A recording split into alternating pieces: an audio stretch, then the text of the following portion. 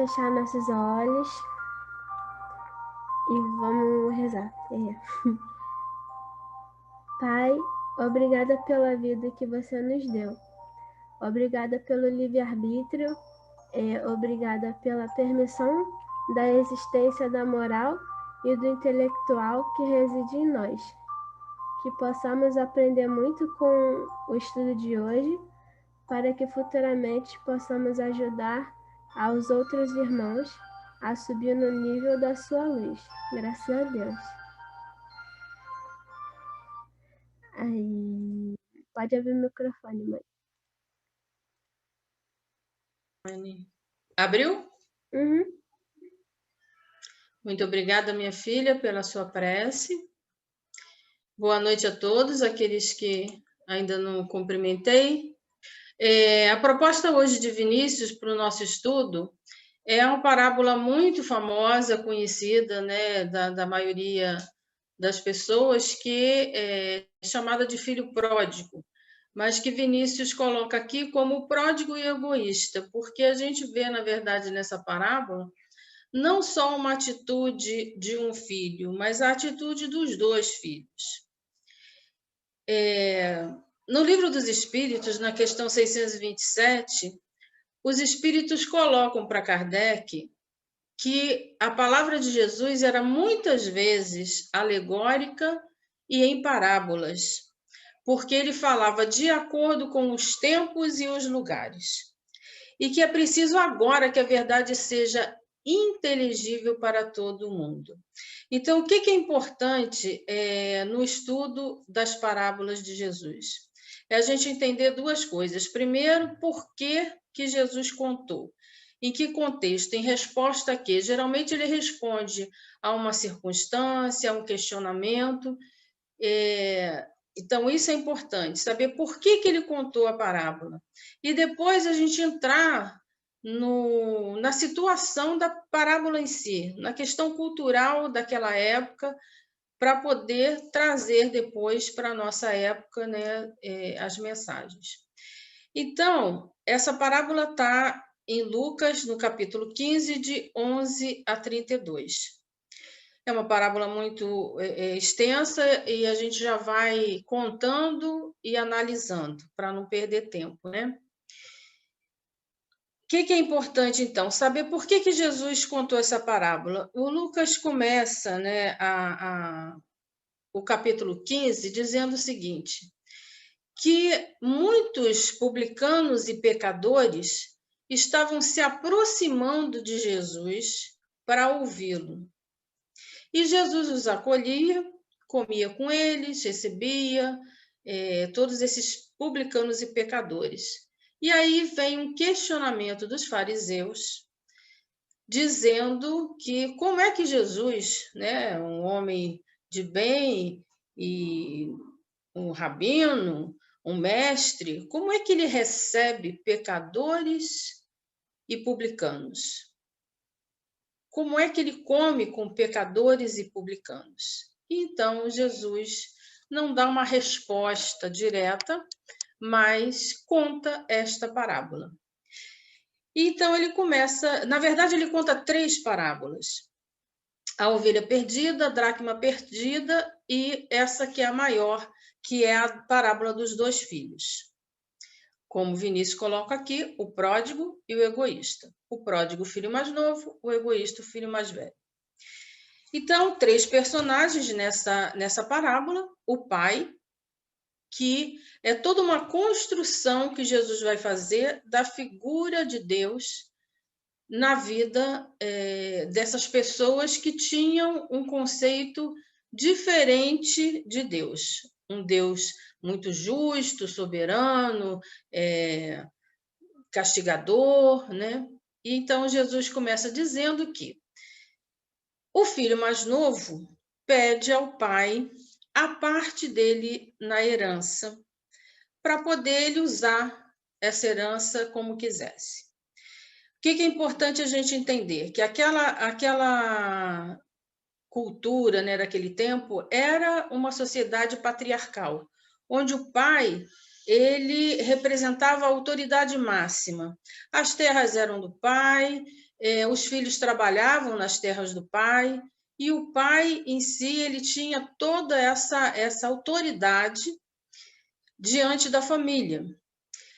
E eles viviam em aldeias pequenas, né? Quem sabe assim, a situação, por exemplo, em cidades pequenas, né? Vida no interior, onde todo mundo sabe de tudo, né? A vida de todo mundo. Então, na aldeia também. Então, esse filho que pede ao pai a sua parte na herança, primeiro, é um atrevimento muito grande, porque isso não podia acontecer, isso não acontecia.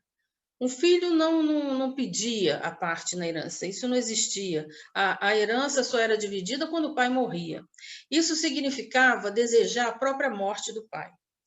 Era de tamanho atrevimento e desacato que esse pai, o que ele faria numa situação dessa?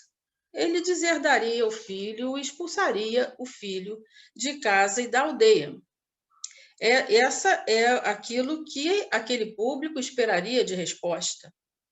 Mas Jesus já começa aí toda uma construção da figura de um pai, de Deus Pai. Ele dá a herança. Ele deixa que esse filho experimente aquilo que ele quer experimentar. Ele dá então a sua parte e esse filho parte para gastar tudo como quiser. Então ele rompe nesse momento com a família, com essa estrutura patriarcal. E ele não rompe só com a família, ele rompe com toda a aldeia. Porque toda a aldeia entende, né, essa vergonha que aquele pai passa e não aceita mais o retorno desse filho. Ele não é mais filho. Então ele rompe com a aldeia, ele rompe com o pai, ele rompe com a aldeia. Então ele vai, passa fome, gasta tudo e viviam naquela época mesmo da terra. Ele se vê sem nada, vai trabalhar onde? Consegue um emprego como cuidador de porcos. Cuidar de porcos naquela época era uma coisa também vergonhosa. O porco era tido, né, para os judeus como algo impuro. Inclusive, não se comia carne de porco. Então, ele ser cuidador de porco quer dizer que esse filho, né, essa pessoa, chegou realmente a um estado lastimável. E ele diz que, inclusive, ele desejava comer a comida dos porcos. Então, ele cai, né? Diz a parábola, Jesus contando, que ele cai em si. Cair em si, quer dizer, ele percebe, né, o afastamento dele do pai, o quanto isso lhe custa. E ver, né, fica lembrando dos servos do pai, como eram tratados, como tinham de tudo, comiam bem, e ele ali passando fome. Então, ele faz todo um exame, né, de consciência, ele se arrepende e quer voltar. Mas ele tem 3 problemas aí. Ele não é mais filho, ele rompeu com o pai. Então ele pensa, eu vou voltar e vou pedir para o meu pai para ser um empregado, para ser um servo. Vou dizer para ele que eu pequei contra o céu e contra ele, que ele me aceite a ser como servo. Ele tem também um problema com a aldeia, porque a aldeia também não o aceitaria de volta. E ele tem um problema com o próprio irmão mais velho, porque o irmão mais velho, ele é, inclusive, né, os irmãos mais velhos nessas famílias patriarcais, eles tinham um papel de mediador. E esse irmão mais velho não mediou nada. Ele se aproveitou da situação, né, que o filho mais novo foi embora e ficou na dele. E tudo que restou agora era do outro irmão. Mas mesmo assim ele volta e volta querendo ser servo, assumindo que ele não tinha mais condição de ser filho. E então, nessa ida, né, diz a parábola que o pai, ao avistar o filho de longe, que está retornando, esse pai corre em sua direção. Aqui a gente vê mais uma construção da figura de Deus, Pai, que Jesus coloca, porque os anciãos não corriam, eles andavam muito lentamente, inclusive. Um ancião não corria atrás de ninguém. E a parábola diz que esse pai corre em direção ao filho. Nem espera o filho dizer nada e já o beija. E pede para trazerem anel, sandália e roupa. O que significa isso? O pai acolhe o filho, perdoa o filho, antes mesmo que ele fale alguma coisa. O anel era de uso da família. Quem usava o anel era o pai e os filhos. A sandália, quem calçava eram os filhos. Os escravos, os servos andavam descalços. A roupa era os filhos também que usavam, inclusive nas festas, uma roupagem para receber os convidados. Então, quando ele oferece o anel, a sandália e a roupa, ele diz: eu te assumo como meu filho. E diante disso, dessa atitude do pai, ele faz com que a aldeia também o perdoe e o acolha. Porque se ele, como pai, acolheu, a aldeia também tem o dever de acolher. Resolvido, né, esses problemas, o filho mais velho se manifesta, contrariamente à atitude do pai. Com o filho mais velho já não deu para resolver, né? Muito pelo contrário, o filho mais velho se recusa a entrar na festa. Repudia a atitude do pai e se revolta com o pai, dizendo que, poxa, eu estava aqui esse tempo todo, você nunca me deu nada e agora esse que foi e se perdeu, você acolhe dessa maneira. É uma atitude também de atrevimento. Ele que deveria ser um mediador, que já não fez isso antes, agora pior ainda, nem media, muito pelo contrário, repudia. Não entrar na festa era um atrevimento muito grande dele, não entrar na festa que o pai estava dando. E, inclusive, a parábola termina assim. Jesus não diz se o filho mais velho entrou ou não na festa. Fica aí a critério do pensamento, né, do que esse filho mais velho fez ou não fez, diante do quê? Aí vamos ver, mais uma vez, retornando lá no início, para quem Jesus contou, por que Jesus contou essa parábola? Deus, a figura do Pai, o filho pródigo, aqui, representaria os publicanos e os pecadores que Jesus acolhe, e o filho mais velho é a atitude farisaica. Os fariseus que repudiam, né, essa atitude de Jesus. E aí ele faz toda essa construção para que cada um se situe e vejam a grandiosidade de Deus e de como Deus quer resgatar cada um dos seus filhos. O Pai, né, trazendo hoje isso para a nossa vida, o Pai continua sendo Deus, nessa figura de um Deus amoroso, misericordioso, que deixa com que cada filho assuma o seu livre-arbítrio, se quer gastar tudo, se quer repudiar, se quer se atrever a viver sem a companhia do Pai, sem as leis divinas. Aí estão os filhos, é a humanidade, somos cada um de nós. Que algumas vezes podemos ter atitudes do filho mais novo e outras do filho mais velho. Quem é o filho mais novo? Quem é o pródigo? É aquele que se afasta da lei divina. vamos ver o que Vinícius fala, né, nessa proposta das pegadas do mestre. Vinícius diz que o filho pródigo é a fiel imagem dos pecadores cujas faltas transparecem, ressaltam logo à primeira vista. Semelhantes transviados deixam-se arrastar ao sabor das voluptuosidades, como barcos que vogam à mercê das ondas sem leme e sem bússola.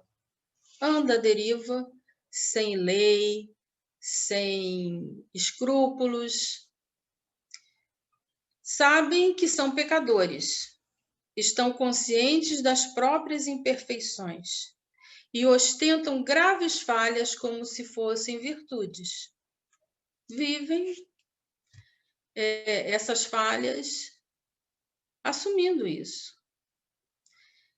E assim permanece até que a dor os desperte, até que cheguem ao fundo do poço, até que caiam em si.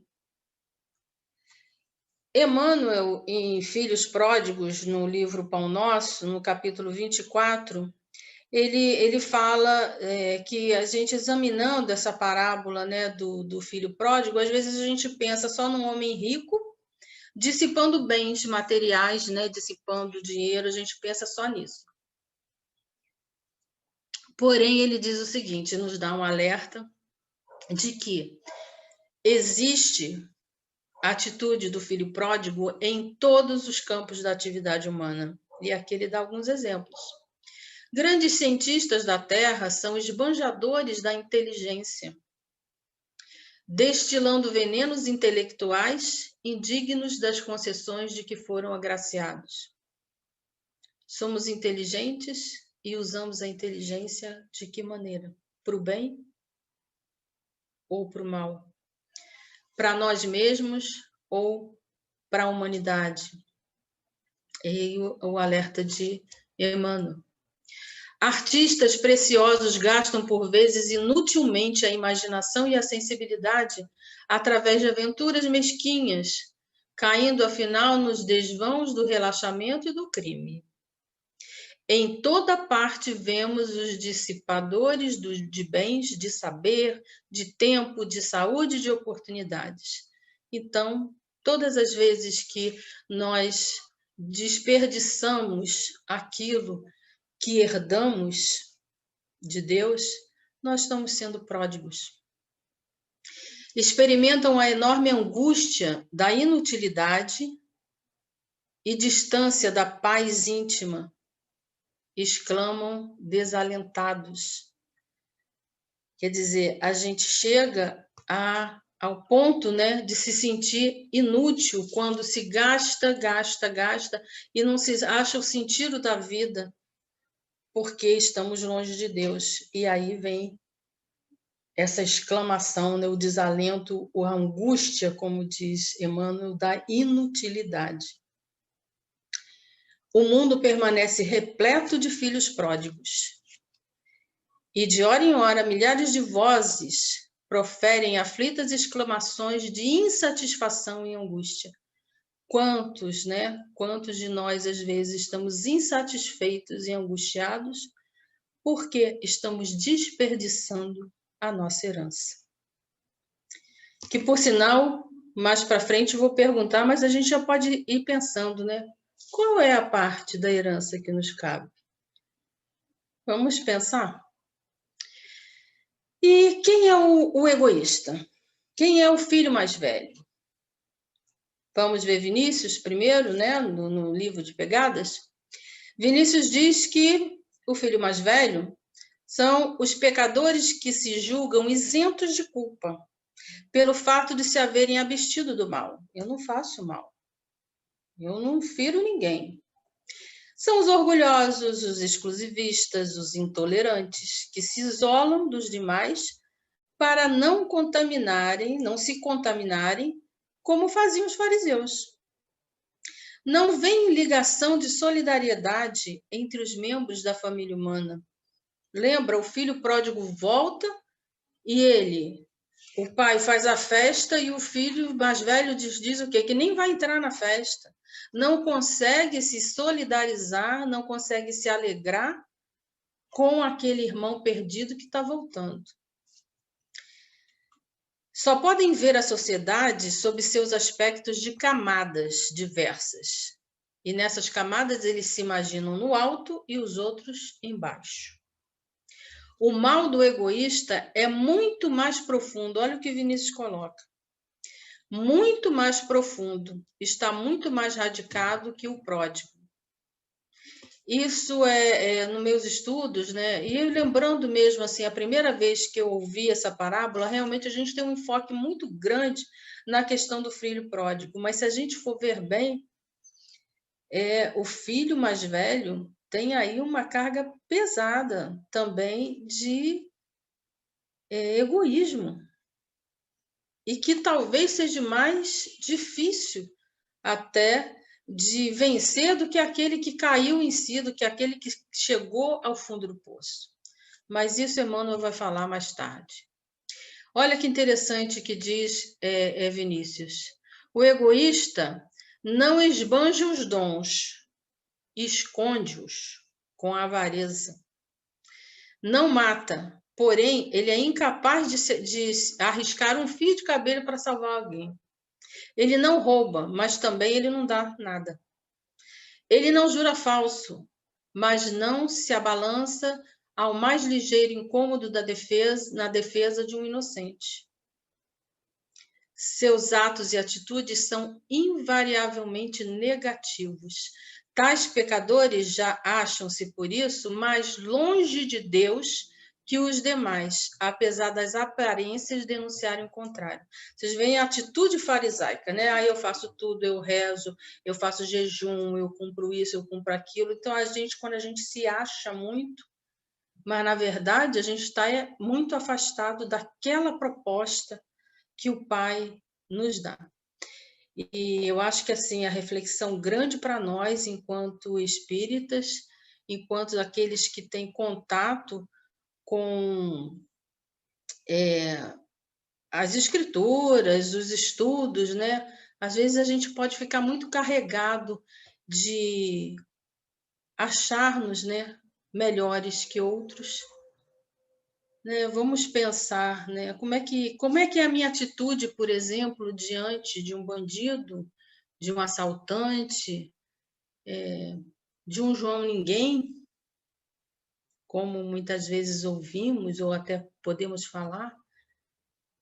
Será que nos achamos melhores? Como é que acolhemos ou não essas pessoas? Emmanuel, em O Livro Pão Nosso, fala desse filho egoísta, dizendo que, primeiro ele coloca que essa parábola, ele coloca assim, os dois extremos da ingratidão filial. Um reside no esbanjamento, o outro na avareza. São as duas extremidades que fecham o círculo da incompreensão humana e afastamento de Deus. Esse tipo de homem egoísta é muito vulgar nos quadros da vida. Ante o bem-estar e a alegria dos outros, ele revolta-se e sofre. Então, não vou ler tudo, porque senão o tempo já está aí correndo, eu falo muito, né? Mas aquela pergunta que eu fiz antes, né, que me fiz e fiquei pensando, qual é a minha parte na herança? Deus nos cria, quer dizer, Deus, inteligência suprema, criador de todas as coisas, o Pai que tem tudo isso, é dono de tudo isso. Qual é a minha parte? E aí eu fiquei pensando que Deus nos cria espíritos imortais. Esta é a nossa herança. Não morremos jamais. Desencarnamos, mas não morremos. Esta é a nossa herança. E, na pluralidade das existências, nós vamos adquirindo cada vez mais bens. A cada encarnação eu adquiro, deveria pelo menos, né? Alguma coisa.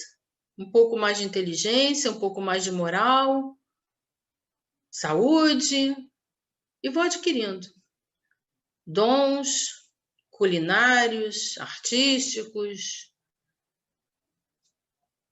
e vou aí. O que eu vou fazendo com essa parte da minha herança? Vou guardando, vou desperdiçando. E como eu vejo ou me posiciono diante dos perdidos, dos filhos, né? Agora, assumindo como um filho mais velho, como é que eu me posiciono diante dos filhos mais novos? Julgo, odeio, trato com indiferença ou sei recebê-los quando eles vêm de volta? Ou vou buscá-los, vou ajudá-los? Olha, gente, realmente essa parábola, ela não se esgota. Inclusive, ouvi de um estudioso dizendo que eles consideram o evangelho, que a parábola dos dois filhos, ela resume todo o evangelho, toda a proposta do evangelho de Cristo. E termino aqui, porque vou fazer a prece e Raquel vai preparando, e para ver se ainda dá um tempinho para a gente partilhar, né? Tem mais coisa aí de Emmanuel, mas fica para outra hora. Termino com a frase de Paulo aos Romanos, no capítulo 12, versículo 15, que diz: alegrai-vos com os que se alegram e chorai com os que choram. Acho que é a grande lição da parábola dos dois filhos. Vamos então agradecer a Deus, Raquel.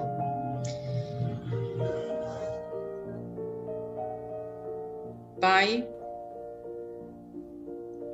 de infinita misericórdia,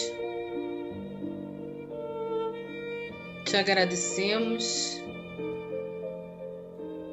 por mais essa noite de estudo, por mais esse momento de reflexão. Te agradecemos pela herança que nos deste desde a nossa encarnação primeira e ao longo dessas várias encarnações. Ajudai-nos, ó Pai, a entender como viver bem, usufruindo, mas também partilhando essa herança que nos cabe. Pedimos por todos aqueles que estão perdidos. Pedimos por todos aqueles que ainda não te encontraram. E pedimos por cada um de nós para que saibamos nos solidarizarmos uns com os outros. E assim, agradecendo a conselheiro, a todos os mentores dessa casa, damos juntos o nosso graças a Deus.